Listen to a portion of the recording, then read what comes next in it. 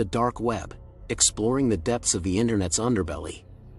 The portion of the web that is visible is just the tip of the iceberg, according to Anand Rajaraman, co-founder of the search engine Cosmix, which operates on the deep web, DW. The CEO of Amazon, Jeff Bezos, is also an investor in the company Cosmix, which he founded. Yet, Rajaraman seems to know what he's talking about regarding the iceberg, even though it sounds intimidating. How is it possible that everything that we know about the internet is simply a very small piece of it? The deep web is the portion of the internet that is not publicly accessible. To explain it more simply, it is the portion of the World Wide Web that cannot be indexed by search engines. It is a location that Google does not visit. Therefore, it is referred to as the dark web, which has restricted access. According to Alfonso A.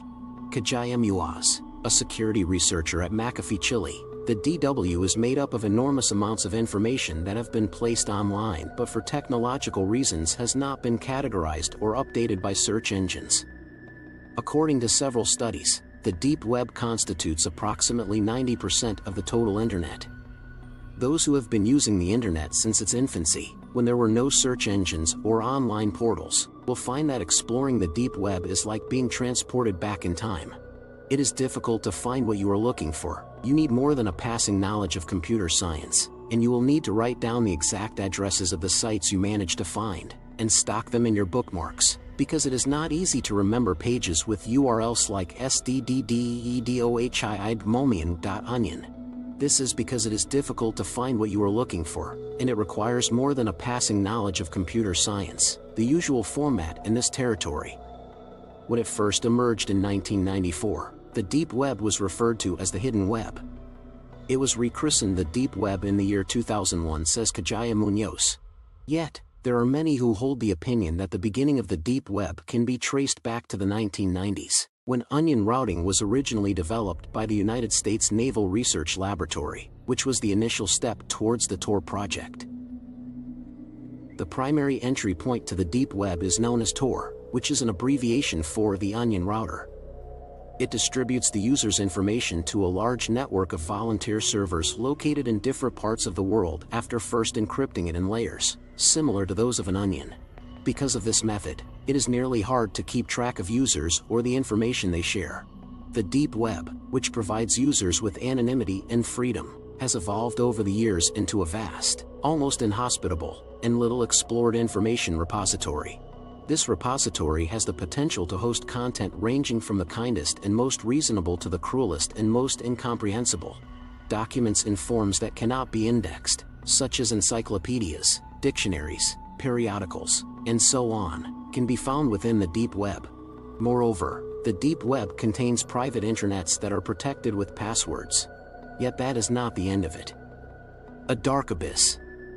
According to Satnam Narang, manager of Symantec Security Response, the fact that the deep web is concealed from view makes it an exceptionally appealing location for illegal activity. A large number of cyber criminals congregate in locations like private forums that only certain people can access. There are a lot of people who are already familiar with the seedier side of the internet, such as how to download music without paying for it, where to see the newest movies without paying for them, or how to get prescription medicines for a little more money. Yet, the deep web reaches far further, a distance that is almost inconceivably greater. The deep web is home to a wide variety of illegal goods and services, including child pornography, drug trafficking, terrorism, hired assassins, prostitutes, and arms trafficking, to name just a few. According to Dmitry Bestuzov, the director of the team of analysts at Kaspersky Lab, on the deep web, you can find sites that sell stolen credit cards, teams that will clone credit cards through ATMs, people selling cocaine, and more. On the deep web, you can find sites that sell stolen credit cards, teams that will clone credit cards through ATMs, and more. Not all uses of the sites on the deep web can be classified as bad. Those who feel that their liberties are being infringed upon or who are the subject of surveillance by government authorities have also found it to be of great assistance. One of the applications of the deep web is demonstrated by the website WikiLeaks. Before it was made available to the general public, the WikiLeaks website was initially and for a considerable amount of time run on the deep web. Even in this day and age, it is still possible for someone who wants to leak material to WikiLeaks or blow the whistle on anything to publish it on the deep web. Another illustration of this is the collective known as Anonymous, which has utilized Tor to orchestrate major attacks on a variety of organizations. Not only does it conduct its direct operations over the dark web, but it also uses it for internal organization. Unsurprisingly, it did not take very long at all before various government agencies tasked with maintaining national security became aware of this kind of network. How could they possibly allow groups to function freely without restricting their activities in any way? Silk Road, a hidden marketplace on the internet where various types of illegal substances can be bought and sold, is one of the clearest instances.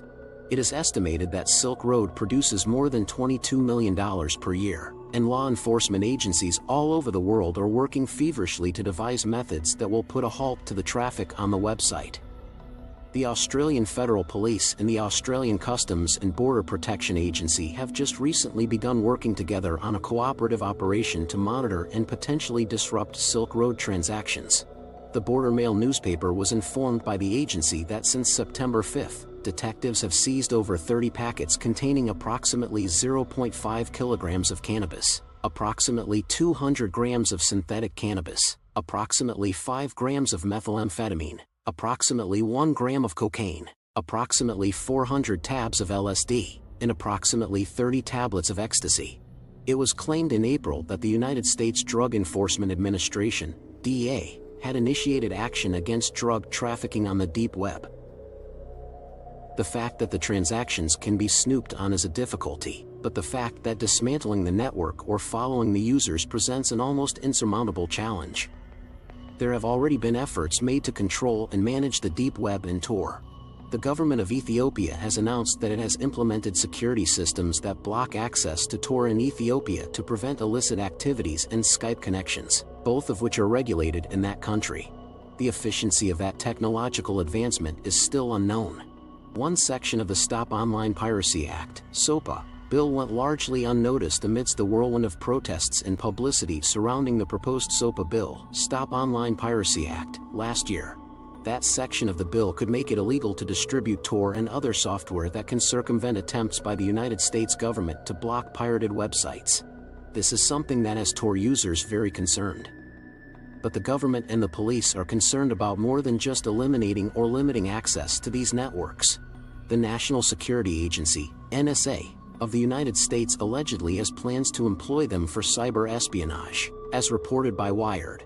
According to a report that was published by the Defense Science Board in 2010, the deep web contains government publications, databases, and other sources of material of significant value to the Department of Defense and the intelligence community. Finding and indexing information in the deep web requires the use of supplementary technologies. The intelligence community feels most at ease when they are engaged in activities that include the theft of sensitive information from a possible opponent. How was the video? Do you enjoy it? Tell us in our comments section below and subscribe to our YouTube channel for more updates.